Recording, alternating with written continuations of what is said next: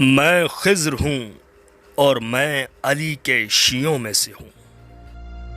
سفینۃ البحار میں جناب اعمش بیان کرتے ہیں کہ میں نے مدینہ میں ایک سیاہ چہرہ نابینا کنیز کو دیکھا جو لوگوں کو پانی پلا رہی تھی اور کہہ رہی تھی کہ میں بڑی خوش قسمت ہوں کہ میں علی کی حبدار ہوں۔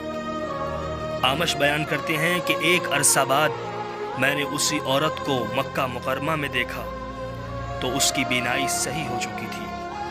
وہ لوگوں کو پانی پلا رہی تھی اور کہہ رہی تھی کہ مجھے علی ابن ابی طالب کی حبدار ہونے پر فخر ہے۔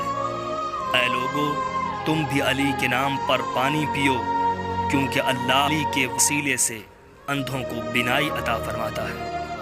اعمش کہتے ہیں میں اس عورت کے نزدیک گیا اور اس سے پوچھا، یہ بتاؤ کہ تمہاری آنکھیں ٹھیک ہونے والا ماجرا کیا ہے؟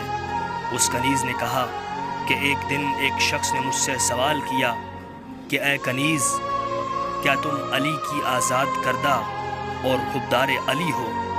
میں نے کہا جی ہاں۔